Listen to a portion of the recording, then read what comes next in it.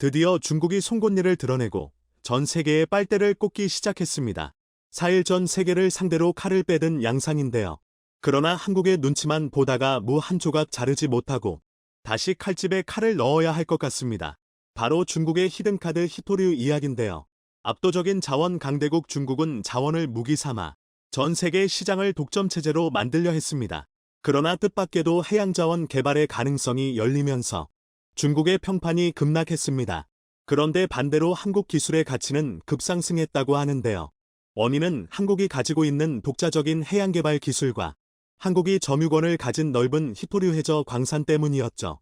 전 세계에서 유일하게 중국을 길들일 수 있는 나라, 미래자원부국 한국 소식을 자세히 전해드리겠습니다. 몇 년 전 중국이 글로벌 히토류 시장을 유린하던 당시 전 세계 히토류의 소비 규모는 12만 T 정도였는데요. 2021년 현재 전 세계 히토류 소비 규모는 28만 T로 늘어났습니다. 히토류 채굴과 생산은 물론 유통 과정까지 중국의 히토류 장악률은 여전히 개선될 기미가 보이지 않는 가운데 히토류는 스마트폰에서 방어 시스템에 이르기까지 다양한 기술의 필수적인 소재인 만큼 첨단 소재 산업 위주의 선진국들은 중국 외 국가로 공급망을 다변화하고자 노력을 기울여 왔습니다. 중국에 대한 자원 안보의 필요성을 느낀 EU와 미국은 우선 자원 프로젝트에 돌입하였고 많은 나라가 동참했습니다. 그러나 해당 지역의 주민 반발과 생산성 문제로 채굴 사업은 2년 동안 첫 삽도 못 두고 좌초될 위기에 처했습니다. 바로 히토류 채취 과정에서 나오는 공해 물질과 환경 파괴 때문인데요. 주민들은 히토류 광산이 정든 고향의 아름다운 모습을 파괴한다 라고 주장하고 선진국의 과학자들 역시 이들의 편에 섰기 때문에 여론은 쉽게 바뀔 것 같지 않습니다. 상황이 이렇게 돌아가자 중국은 자원 동제에 더욱 박차를 가하게 되는데요. 중국 상무부와 세관총국은 올해 8월부터 갈륨 관련 8개 품목, 게르마늄 관련 6개 품목을 수출 동제 대상에 포함하기로 결정 내렸으며 앞으로 수출 기업은 구체적인 해외 구매자 정보를 중국 정부에 보고하도록 지시했습니다. 중국 정부가 리스트를 보고 수출 허용 여부를 결정하겠다는 이야기인데 앞으로 어떤 국가로 자원을 수출할지 중국 정부에서 모두 결정하겠다고 선언한 것입니다. 갈륨과 게르마늄은 자연적으로 발견되지 않는 금속으로 파금속의 정제 과정에서 얻을 수 있는 자원인데요. 갈륨은 휴대폰 및 위성 동신용 무선 주파수 칩을 제작할 수 있는 갈륨 비소 화합물 제조에 활용되어 반도체 핵심 재료로 꼽히는 자원입니다. 특히 핵은 군용 레이더 소자로서 그 가치가 높아 대한민국의 회신 AESA 레이더 역시 질화갈륨 소자를 사용하고 있어 갈륨의 확보는 경제와 안보 양측 모두에서 중요한 부분입니다.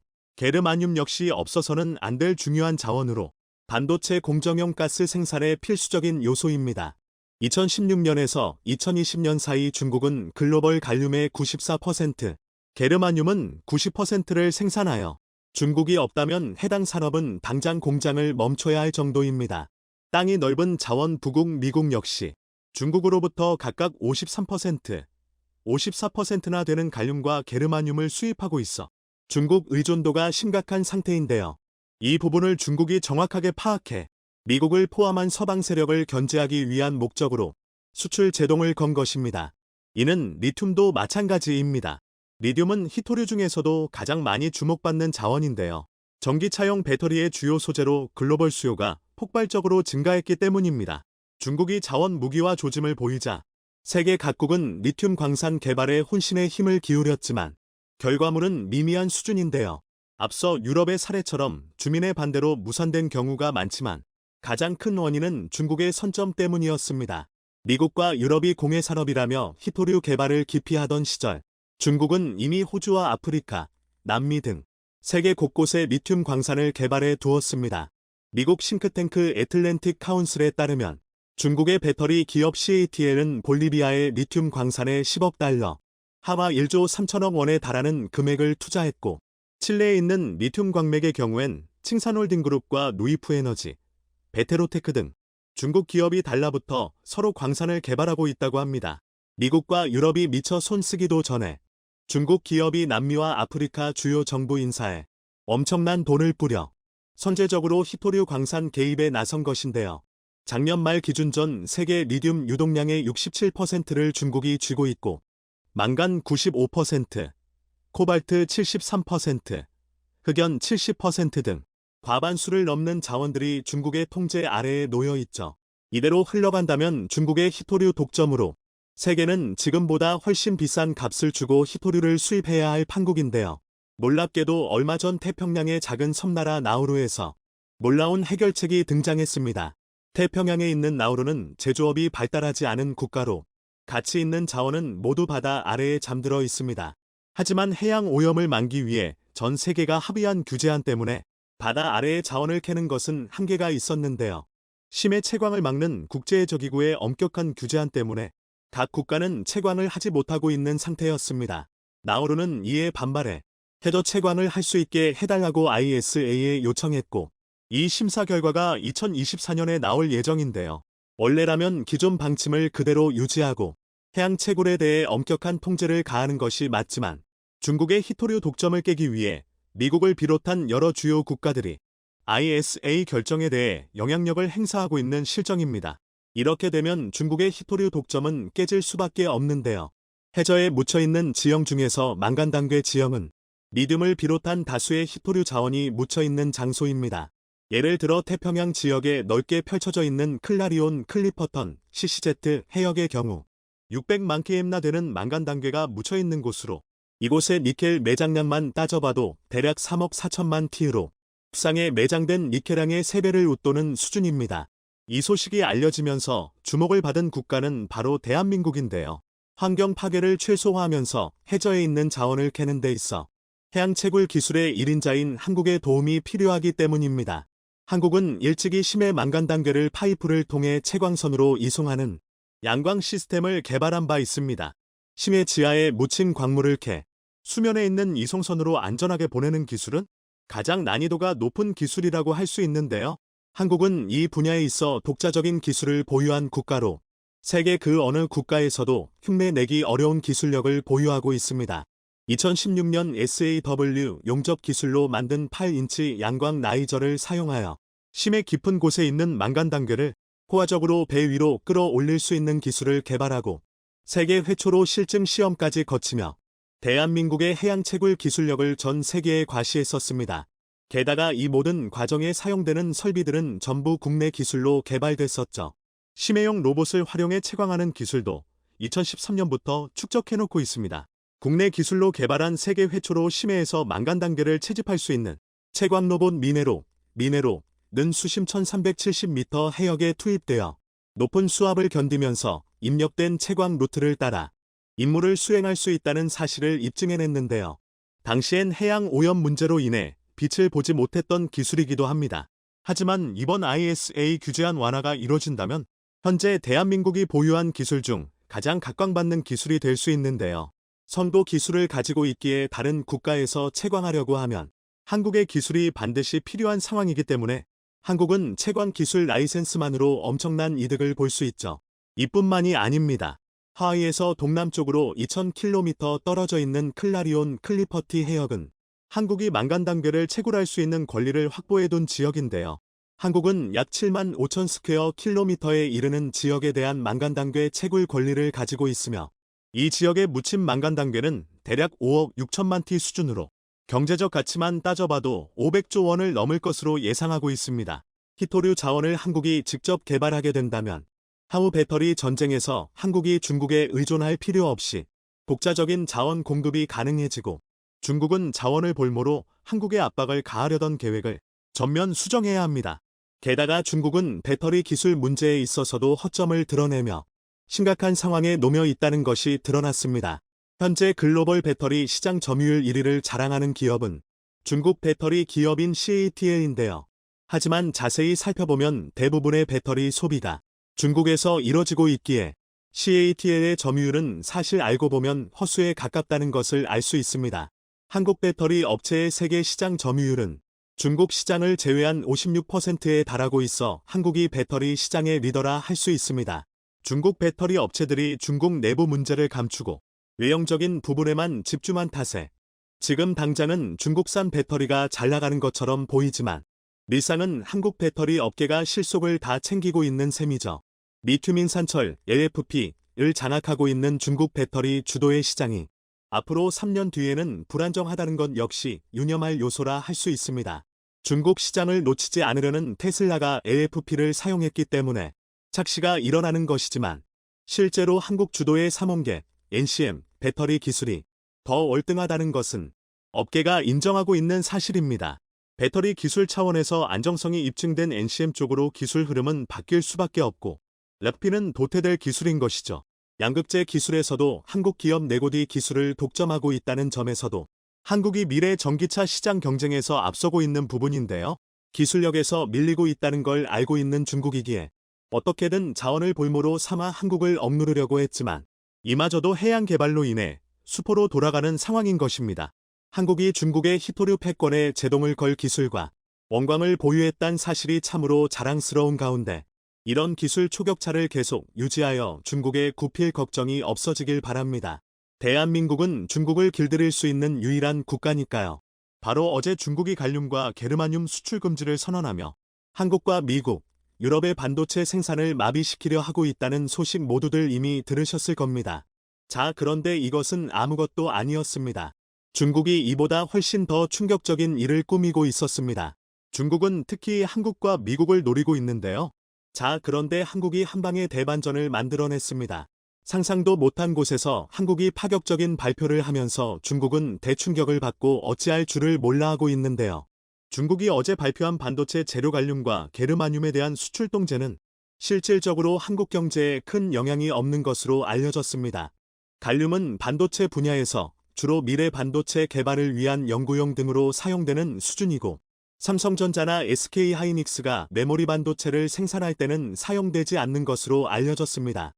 디스플레이 분야에서는 갈륨이 유기발광 다이오드, OLED 소재로 사용돼 수출 통제 영향이 나타날 수 있지만 중국 외 미국 등에서도 수입하고 있어 대체가 가능한 것으로 알려졌습니다. 또한 반도체 공정용 가스 생산 등에 사용되는 게르마늄의 경우 대체 가스 사용을 통해 수출 통제 영향을 줄일 수 있는 것으로 알려졌습니다. 자, 그런데 중국의 갈륨과 게르마늄 수출 통제는 아무것도 아니었습니다. 중국의 진짜 보복은 지금부터였습니다. 중국 전문가들은 중국이 갈륨과 게르마늄을 시작으로 반도체에 꼭 필요한 회토류를 전면적으로 수출 통제할 수 있다.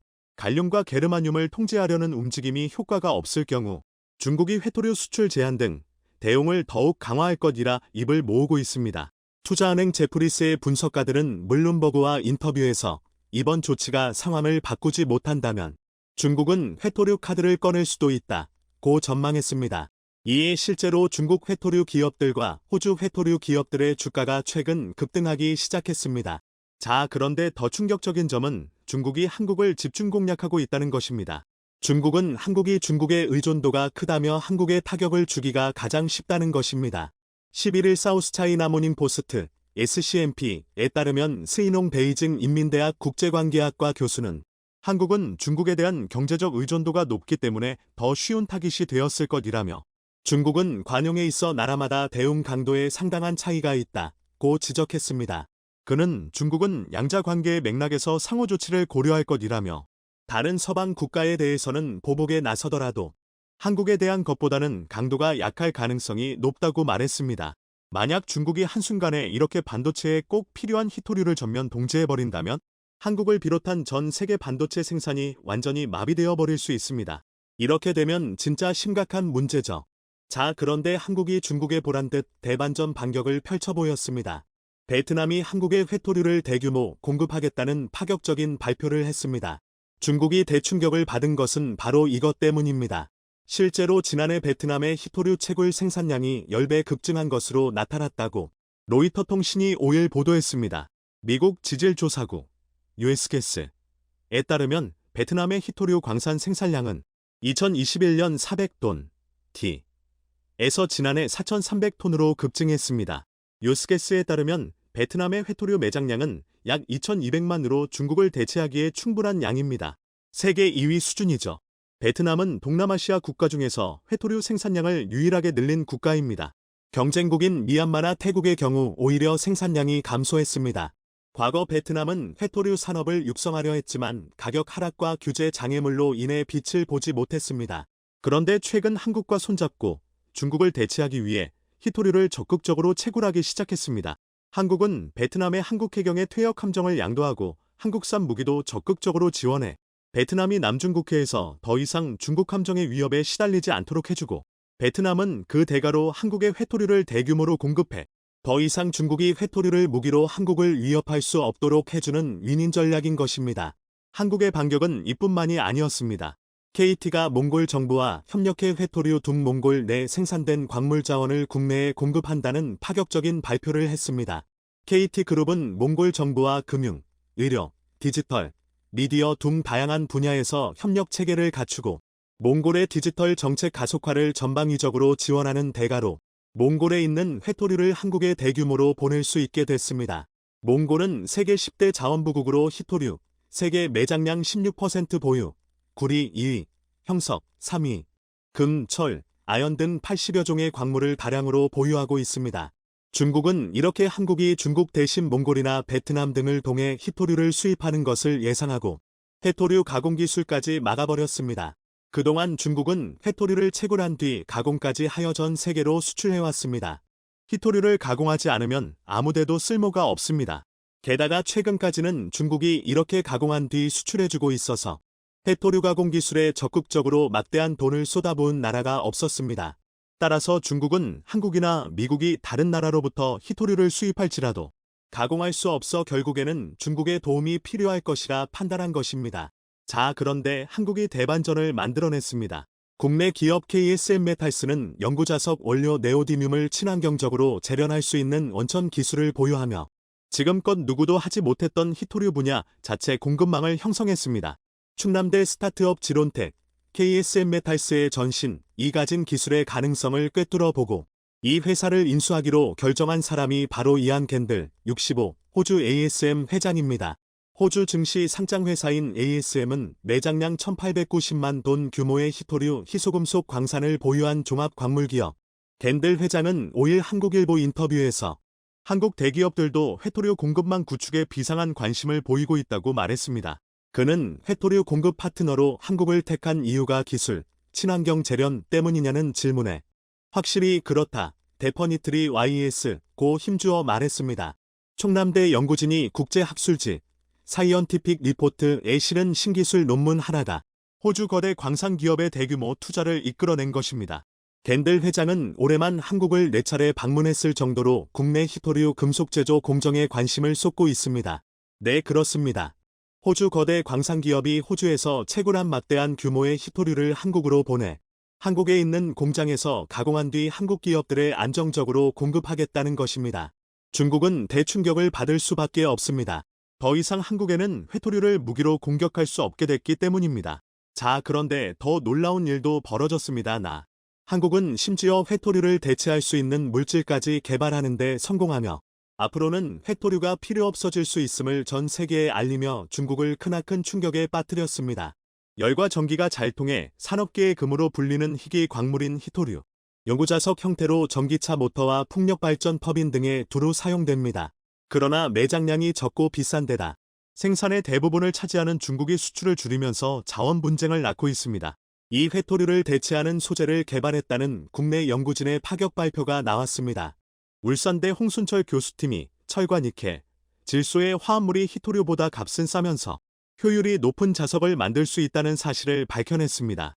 홍순철 울산대 물리학과 교수는 철, 니켈, 질소를 섞어 보니까 성능도 괜찮고 높은 온도까지 영구자석 특성을 유지할 수 있겠더라는 사실을 저희들이 발견한 것입니다. 실험 결과 회토류 영구자석은 580도 정도에서 자석의 성능이 떨어졌지만 새 모델은 720도까지 성능이 유지됐습니다. 이 사실이 공개되자마자 이 연구 결과는 재료금속 공학 분야 세계 최고의 학술지인 악타 머티리얼리아에 게재됐습니다. 테슬라가 최근 회토류를 쓰지 않고 전기차를 만들겠다라고 폭탄 발표한 것도 한국과 손잡았기 때문에 가능할 것이라 전문가들은 입을 모았습니다. 지난 3월 열린 테슬라 투자자 행사에서 나온 소식이 완성차 업체들을 비롯한 산업계에 파장을 일으키고 있습니다. 이 행사에서 테슬라 파워트레인 사업부 임원 콜린 캠벨은 공급망 문제와 회토류 자석 생산 과정에서 발생하는 오염 때문에 모터에서 회토류 자석을 제거할 것이라고 했습니다. 캠벨은 희토류 1, 2, 3으로 표시된 3가지 물질이 등장하는 슬라이드를 2장 공개했습니다. 첫 번째 슬라이드에는 테슬라 모터에 사용되는 히토류의 양이 각각 500g, 10g, 10g으로 표시되어 있었습니다. 반면 다음 슬라이드에는 세 회토류가 모두 0g으로 적혀 있었습니다. 회토류 1이 바로 모터에 사용되는 연구자석의 핵심인 히토류 금속 네오디뮴입니다. 하지만 이 발표에는 이상한 점이 하나 있습니다. 테슬라가 새로운 자석을 개발했을 가능성이 없다는 겁니다. 기술 전문 매체 와이어드는 물리학자들 사이에서는 분명한 사실이라며 새로운 상업용 자석은 세기에 한 번 나올까 말까 한 일이라고 했습니다. 히토류의 용도 가운데 가장 주목받는 것이 자석입니다. 전기차의 핵심인 모터가 바로 네오디뮴 합금으로 만들어집니다. 네오디뮴은 쉽게 부식되고 부서지는 데다 섭씨 80도가 넘으면 자력이 떨어집니다. 이 때문에 철붕소와 섞어 합금을 만듭니다. 네오디뮴 자석은 3kg의 자석으로 300kg이 넘는 물체를 들어 올릴 수 있습니다. 테슬라는 원래 회토류 연구 자석을 쓰지 않았습니다. 전기가 흐르면 자력을 발휘하는 전자석을 이용한 모터를 사용했죠. 하지만 5년 전 모델 3를 양산하면서부터 뒷바퀴 구동 모터에 네오디뮴 자석을 썼습니다. 강한 자성으로 더 먼 거리를 주행할 수 있도록 하고 토크도 높여주기 때문입니다. 테슬라의 히토류 제로 선언은 이 때문에 업계의 의구심으로 이어집니다. 강한 자석이 더 긴 주행거리를 보장하니까 말이죠. 그런데 갑자기 히토류를 안 쓰겠다고 할 수 있었던 것은 바로 한국울산대 홍순철 교수팀이 철과 니켈, 질소의 화합물이 히토류보다 값은 싸면서 효율이 높은 자석을 만들 수 있다는 사실을 듣고 한국과 손잡고 과감한 결단을 내린 것이라 전문가들은 주장했습니다. 한국 한 과학자의 거짓말로 끝날 줄 알았던 초전도체. 자, 그런데 대반전이 일어났습니다. 한국이 그동안 공개하지 않았던 히든카드를 꺼내든 것인데요. 그동안 한국은 사기꾼이라며 한국이 개발한 초전도체는 100% 가짜라고 확신했던 미국, 영국 유명 대학들이 일제히 발표 결과를 바꾸며 입을 다물지 못하고 있습니다. 결국 우리가 상상도 못했던 나라에서 한국 초전도체의 대규모 투자라는 폭탄 발표를 하면서 전 세계가 발칵 뒤집혔고 한국이 초전도체로 세상을 바꾸기 일보 직전에 있는 놀라운 상황이 만들어지려 하고 있는데요. 영화 아바타 속 거대한 산이 둥둥 떠 있습니다. 이는 언옵테늄이라는 물질 덕인데요. 인간들은 이 물질을 채취하기 위해 나비족과 전쟁을 벌입니다. 영화 설정 속에서 언옵테늄의 가치는 1kg당 2천만 달러, 한화로 약 265억 원에 달합니다. 학계에서는 이 언옵테늄을 초전도체라고 부릅니다. 최근 퀀텀에너지 연구소 등 국내 연구진이 개발했다고 주장하는 그 물질입니다. 우리 주변에 존재하는 물질은 전기가 얼마나 잘 통하냐에 따라 세 가지로 분류할 수 있습니다. 먼저 도체, 컨덕터는 전기나 열이 잘 흐르는 물질입니다. 예를 들면 금, 은, 철, 구리, 알루미늄 등이 있죠. 반대로 부도체, 인설레이터는 유리, 플라스틱, 고무 등 전기가 통하지 않는 물질입니다. 우리가 많이 듣는 반도체, 세마이컨덕터는 전기 전도가 도체와 부도체의 중간 정도 되는 물질을 말합니다. 순수한 상태의 반도체는 전기가 잘 통하지 않는 부도체와 비슷한 특성을 보이지만 특정 불순물을 주입하면 도체처럼 전기가 흐르죠. 전기전도성을 조절할 수 있다는 게 도체와의 차이점이죠. 그렇다면 초전도체, 슈퍼컨덕터는 뭘까요? 세상에 존재하는 모든 물질에는 전기 흐름을 방해하는 전기저항이 있습니다. 전기저항력이 낮을수록 전기가 잘 통하겠죠. 초전도체는 전기저항이 0분인 물질입니다. 전기가 잘 흐르는 도체를 뛰어넘는 물질인 것이죠. 이는 1911년 네덜란드 레이던 대학의 물리학 교수인 카멜린 온네스가 처음으로 발견했는데요. 그는 순의 전기저항을 측정하는 실험 중 영하 268.8디그리 셀시어스에서 전기저항이 갑자기 없어지는 현상을 발견했습니다. 이를 초전도 현상이라고 이름 붙였죠. 전기저항은 우리가 사용하는 전자기기에서 발열 현상이 나타나게 하는 원인입니다. 초전도체가 가능해지면 스마트폰이나 PC 등에서 흔히 발생하는 발열 문제는 모두 없어지게 되겠죠. 전력 손실 없이 전기를 전달할 수 있기 때문에 에너지 효율도 지금보다 혁신적으로 높아지게 됩니다. 자, 그런데 한국 연구진들이 개발한 초전도체가 거짓이라는 충격적인 발표가 미국과 영국 유명대학 등으로부터 쏟아져 나오며 큰 충격을 주었습니다. 국내 연구소가 상온 초전도체라고 주장하는 LK99분에서 초전도성이 발견되지 않는다는 미국의 한 대학 연구소 발표에 8일 관련 테마주 주가가 일제히 고꾸라졌습니다. 미 메릴랜드 대학 응집물질이론센터 CMTC가 SNS를 통해 LK99는 상온과 저온에서 초전도성이 확인되지 않았다며 우리는 게임이 끝났다고 믿는다. LK-99는 초전도체가 아니다. 라고 밝혔습니다. 세계적인 학술지 네이처마저 한국 연구진이 개발한 초전도체가 사실이 아니라는 충격적인 발표를 했습니다. 네이처는 상온 상압 초전도체라고 주장하는 LK-99에 등장해 많은 학자와 아마추어들이 재현을 시도 중이지만 그런 주목할 만한 결과를 실험적 이론적으로 재현하려는 초기 노력은 부진한 모습을 보였고 연구자들은 심히 회의적이라고 밝혔습니다. 이와 어떤 연구도 이 물질이 초전도성을 지닌다는 직접적 증거를 제시하지 못했다며 한국 연구진은 견해를 밝혀달라는 네이처의 요청에 응답하지 않았다고 덧붙였습니다. 앞서 인도 국립물리연구소와 중국 베이양대 연구진은 LK-99를 합성했지만 초전도성을 지녔다는 징후를 관찰하지 못했다고 밝혔습니다.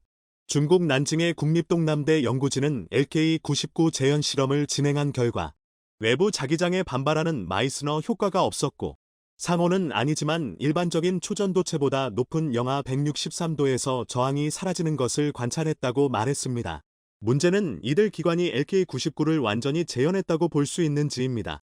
인도 국립물리연구소와 중국 베이양대 연구진이 제조한 LK-99는 X선 회절 분석 결과 한국 연구진의 LK-99와 원자구조 패턴이 다를 가능성이 제기됐습니다. 중국 동남대 연구진의 LK-99 영하 163도 저항상실 주장과 관련해서도 학계에선 제대로 된 연구였는지 의문이 큰 실정입니다. 이런 실험적 접근과 달리 이론적으로 LK-99 검증을 시도한 연구도 있지만 어떠한 연구도 LK-99가 상온 상압 초전도체라는 증거를 찾아내지는 못했다고 네이처는 짚었습니다. 물질의 구조와 성질을 분석하는 데 쓰이는 밀도범 함수 이론, 데프티, 덴서티 펑셔널 시리로 LK-99의 전자구조를 계산한 결과 강자성이나 초전도성을 지닌 다른 물질들에서 보이는 정기적 특성을 지녔을 가능성이 제기됐지만 LK-99의 구조와 관련한 불확실성이 이론적 연구로 도출 가능한 결론을 제안하고 있다는 것입니다. 미국 프린스턴 대학 소속 고체화학자 레슬리 스쿱은 정확한 결정 구조를 알기 전까지는 어떤 DFT 결과도 믿을 수 없다고 말했습니다. 그는 LK-99가 초전도체에서 종종 발견되는 플랫밴드, 플래트밴드 구조를 지녔다고 확인되더라도 그것이 상온 초전도체란 의미는 아니라고 강조했습니다. 자, 이렇게 그냥 흐지부지 끝나버릴 줄 알았던 한국발 초전도체. 자, 그런데 놀랍게도 한국은 이미 초전도체를 상용화시켜 실생활에 사용하기 시작했다는 놀라운 소식이 전해지면서 전 세계를 발칵 뒤집어 놓았습니다. 한국은 이미 지금으로부터 20년 전인 2004년에 고온 초전도체로 알려진 비스무스계 구리 산화물의 내부 구조에 대한 단서를 찾아낸 연구 결과가 네이처에 대대적으로 실리며 전 세계 과학자들을 깜짝 놀래켰습니다. 자, 그리고 놀랍게도 한국의 AS전선이 세계 최초로 초전도 케이블 상용화에 성공시키면서 또 한 번 전 세계를 발칵 뒤집어 놓았습니다. 그동안 꿈의 물질이라고만 여겨졌던 초전도를 한국은 실제 케이블에 적용시키면서 전기 손실을 10분의 1로 줄이는 기적을 만들어낸 것입니다. 한때 기술력이 30년 뒤처졌다는 평을 들었던 초전도 후발구, 한국이 대반전을 만들어낸 것입니다. 일반 케이블과 한국의 초전도 케이블을 비교해보면 송전 용량이 5배 이상 뛰어나고 전력 손실은 압도적으로 적을 뿐 아니라 회선간 열도 발생하지 않고 외부 자개도 발생하지 않아 전자파 차폐율도 95% 이상이나 감소하게 됩니다. 초전도 케이블을 먼저 개발했던 해외 경쟁사 중 어떤 업체도 아직까지 상용화에 성공한 곳은 없습니다. LS전선이 가장 먼저 그리고 유일하게 상용화에 성공하면서 한국은 국제에너지기구 IA 2019년 전력산업 동향백서에 세계 최초로 초전도 케이블 상용화에 성공한 국가로 등재됐습니다. AS전선 관계자는 상용화 전까진 매출이 0원인데 10년이 넘는 세월 동안 투자만 한 것이라며 기업이 연구비만 쏟아붓는 게 쉽지 않은데 그만큼 기술 개발 의지가 컸다는 얘기라고 말했습니다. 한국이 이미 이렇게 초전도 상용화까지 성공시켰다는 소식이 일파만파 퍼지자 한국에 투자하겠다고 나선 국가들이 쏟아져 나왔습니다. 그동안 한국의 초전도체가 거짓말이라며 비난했던 미국과 영국마저 적극 투자하겠다고 나서기 시작했습니다. 초전도 기술이 확장되면 자기부상열차, 초전도 추진 선박 등 차세대 수송 시스템은 물론 핵융합 발전 기술의 토카마, 양자 컴퓨터 등 산업적으로 응용 분야가 무궁무진하기 때문입니다. 인도 국립물리연구소, NPL 연구진도 퀀텀에너지 연구소가 개발한 상온 상합 초전도체 LK-99 분에 대해 회망적인 관측을 내놨습니다. 11일 비르파이싱 아와나인도 국립물리연구소 연구원은 페이스북을 통해 LK-99를 재현한 시료 분석 영상을 공개하고 양자고정처럼 보이는 현상을 확인했다며 퀀텀 에너지로부터 받은 시료는 아니지만 한국팀과 메일을 주고받으며 물질을 합성한 뒤 실험했다고 말했습니다. 국내 연구진이 개발한 신물질 LK-99분에 대해 바늘 같은 미세 결정립을 가진 상온 초전도체라는 분석이 나온 가운데 LK-99 논문 저자가 맞는 해석이라고 밝혔습니다. 킨테크 스타트업 보나사피엔스의 김인기 대표는 최근 SNS에 LK-99는 상온 초전도체도 맞고 새로운 강자성체도 맞다. 구리가 결정의 어느 납의 위치에 들어갔느냐로 결정의 종류가 달라진다는 글을 올리고 원저자들은 원래 생각보다 더 대단한 걸 발견했다고 했습니다. 김 대표는 물리학 박사 출신 기업가로 인하대에서 물리학 학석 박사학위를 따고 포스텍 박사 후 연구원 연구부 교수, 연세대 연구교수 등을 지내다 보나사피엔스를 창업했습니다. 김 대표는 이후 올린 글에서 자신의 판단 근거를 설명하면서 누구나 이 물질을 잘 구웠으면 바늘 같은 미세 결정립이 나와야 하고 이들이 섞여 있는 상태가 실제 얻게 되는 샘플이라면서 납의 뇌석에서 납의 위치에 구리가 어떻게 치환되느냐에 따라 상온 초전도체, 강자성체, 부도체가 된다고 밝혔습니다. 이에 대해 LK-99 논문 저자 중 한 명인 김현탁 미국 일리엄 앤드 메리대 교수는 이게 맞는 해석이다. 논문에서도 1차원이라고 했다고 밝혔습니다. 김 교수는 디지털 타임스와의 비대면 인터뷰에서 이 해석대로 LK-99에는 초전도상, 디어매그너티점 반자성, 과 초전도가 아닌 다른 상이 섞여 있다고 말했습니다. 그러면서 앞으로 기술 개발을 통해 다른 상을 얼마나 없애느냐가 관건이다. 초전도상이 있는 것은 확실하다고 밝혔습니다. LK-99에 섞여 있는 다른 상을 없애면 전기저항 0이 가능하냐는 질문에 대해서는 매우 좋은 샘플에서 저항 0까지 측정됐고 중국의 한 그룹도 110K까지 저항 0을 측정해서 발표했다고 설명했습니다. LK-99에서 구리 원자의 중요성은 이번 논문에 또 한 명의 저자로 참여한 오근호 한양대 명예교수도 인정했습니다. 오 교수는 디지털 타임스와의 비대면 인터뷰에서 구리가 매우 신비한 물질이다. 요동치는 성질이 매우 강하다. LK-99 합성 과정에서 제자리에 딱 들어가야 한다. 논문에 공개된 화학식과 물질은 100% 보장한다 전했습니다. 최근 한국의 다양한 미사일 시스템이 해외 곳곳에서 상당히 인정받고 있다는 소식입니다. 아시아에 이어 유럽, 오세아니아, 남아메리카 4개 대륙에서 좋은 소식이 들려오고 있는 상황인데요. 오늘은 전 세계 사대륙을 지배하게 된 한국의 미사일 시스템의 활약에 대해 자세히 알아보겠습니다. 한국과 폴란드 방산협력 상징으로 꼽히는 천무 발사대가 폴란드에 실전 배치될 전망입니다. 지난달 20일 경남 창원 한화에어 로스페이스 생산 공장에서는 짙은 녹색으로 칠해진 직사각형 상자 모양의 미사일 발사대가 모습을 드러내 전운이 감돌았는데요. 한화에 따르면 이 발사대는 폴란드에서 최종 조립대 전선에 배치될 예정으로 폴란드와 작년 10월 기본 계약을 체결한 후 9개월도 안 돼 생산됐습니다. 계약에서 생산까지 보통 3년 걸리는 일을 한국은 놀라운 속도로 단기간에 해낸 겁니다. 다연장 로켓 천무는 한국과 폴란드 방산 협력의 대표적인 상징으로 폴란드의 경우 한국 엔지니어들을 데려가고 싶다고 할 정도로 천무의 만족감을 보이고 있다는 후문입니다. 앞서 주한 폴란드 국방무관 마르티슈니스 대령은 천무는 폴란드 육군에 역량을 제공하고 유럽 안보에 중요한 역할을 한다며 끈끈한 협력의 증명이고 앞으로의 협력을 위한 시작이자 의지라고 밝혔습니다.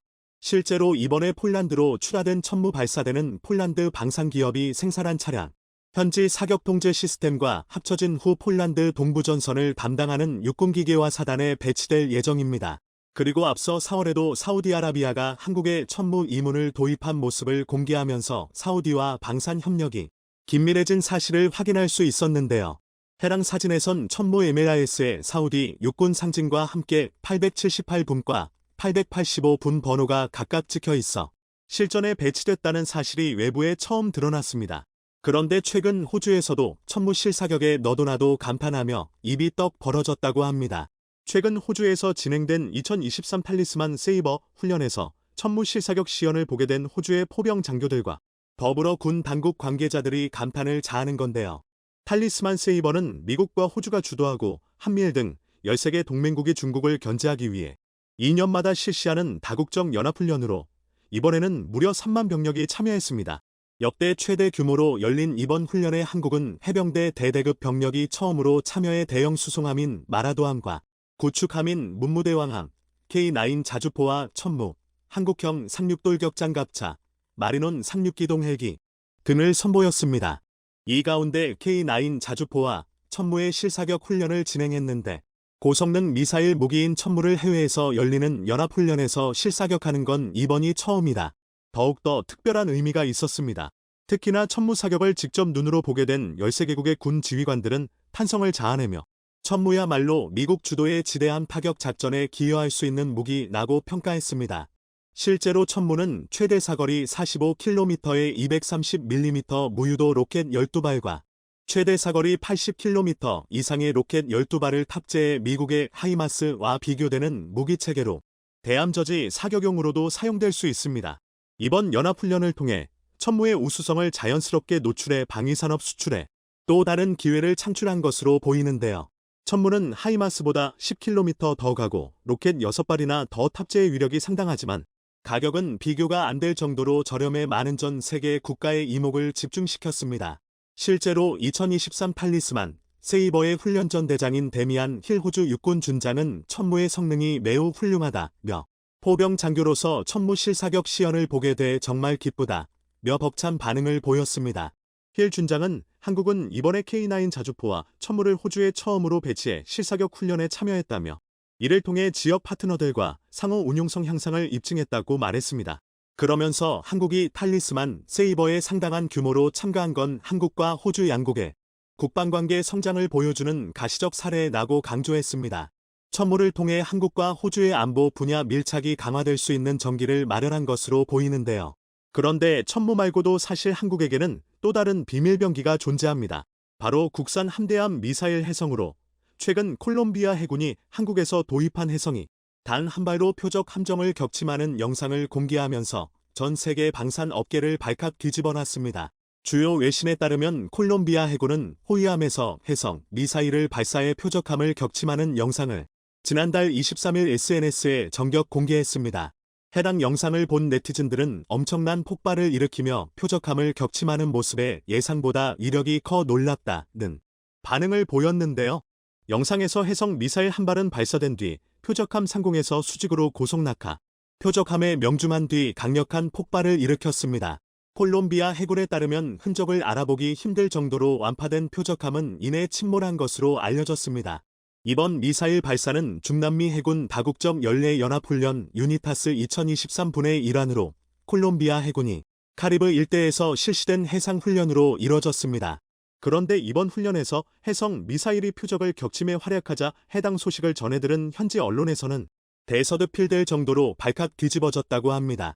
지난 2012년 콜롬비아에 수출된 해성 미사일은 2019년에도 콜롬비아 해군 훈련 중 표적 함정을 격침하는 데 성공한 적이 있었지만 이번엔 더 강한 위력을 보여줬다는 평가가 나왔기 때문입니다. 앞서 해성은 콜롬비아 해군 훈련 중 발사에 실패해 논란이 된 적도 있지만 국내 업체가 아닌 해외 업체의 오류로 판명이 됐었는데 이번에 이런 불명예 이슈도 완전히 사라질 것으로 보이는데요. 실제로 이번 훈련을 비롯해 콜롬비아는 해성 미사일의 위력과 성능에 엄청나게 큰 만족감을 드러내고 있는 것으로 전해집니다. 최대 사거리가 150km에 달하는 해성 대함 미사일은 북한군 유도탄 고속정에 탑재된 스틱스 대함 미사일에 비해 4배 이상의 긴 사거리를 자랑합니다. 또한 레이더 탐지를 피하기 위해 수면에서 5m 정도의 저고도로 무리를 스쳐 날아가는 해면 밀착 비행 즉시 스키밍 기능을 갖추고 있으며 제공격 기능도 갖고 있습니다. 2005년 이후 국내에서는 세종대왕급 이지스함을 비롯해 한국형 구축함 및 신형 호위함, 윤영하급 미사일 고속함 등에 실전 배치됐는데요. 이렇듯 세계적인 대함 미사일들과의 경쟁에서도 뒤지지 않는 능력을 가진 해성은 세계 각국에서 러브콜을 받고 있을 정도로 인기가 높습니다. 그 이유는 바로 성능면에서 경쟁 대함 미사일들을 능가하면서도 거기에 더해 가격 경쟁력까지 갖추고 있기 때문인데 ADD에 따르면 해성을 기반으로 전술함대지 미사일도 개발된 상태입니다. 전술함대지 미사일은 적 연안 근접 표적과 지상의 주요 전술 표적을 타격하는 공격형 무기로 장갑 차량을 관통할 수 있는 자탄 수백여 개가 분산돼 폭발하면서 축구장 2개의 면적을 그만큼 해성의 위력이 어마어마한 것으로 이번 콜롬비아 군에서 공개한 영상을 통해 전 세계 방산업계에 다시 한번 위력을 입증시키는 결정적인 계기가 됐을 거라 보입니다. 그런데 최근 국내 방산업계에 또 다른 한 획을 그을 기쁜 소식이 전해졌는데요. 바로 한국이 개발한 함대공 미사일이 최초로 해외에 수출될 가능성이 높다는 소식입니다. 유해에서 한국에 직접 러브콜이 들어온 건데 해당 사업을 수주할 경우 외국산 전투함에 국산 함대공 미사일이 통합되는 첫 사례가 될 전망입니다. 프랑스 매체 인텔리전스에 따르면 최근 한화와 LI-진엑스원이 프랑스 나발그룹이 UAE를 위해 제작한 고원들 2500 초계함에 탑재할 미사일 장착 사업에 도전장을 던진 것으로 알려졌습니다. 해당 사업에는 이미 유럽 방산 그룹 엠비데와 유럽 방위산업 획득을 담당하는 타와중경제위원회가 공급 계약을 협상 중인데 한국이 입찰에 참여한 겁니다.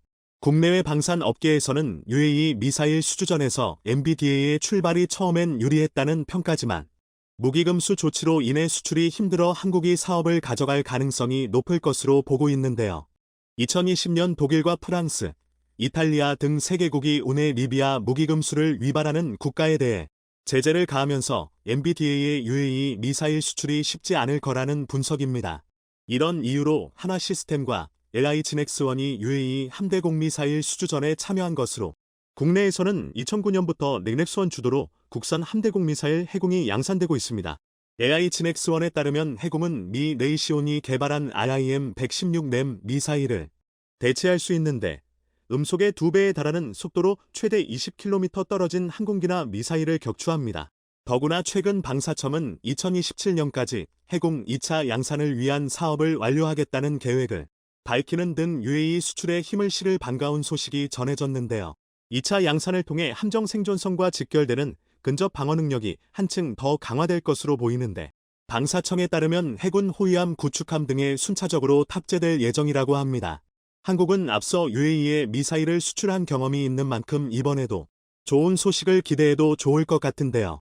높은 국산화율을 바탕으로 미사일 무기를 전력화해 우리 해군력에 큰 보탬이 되는 걸 넘어 이를 바탕으로 해외에 우리 무기를 수출하는 대한민국 방산업계가 참으로 자랑스럽습니다.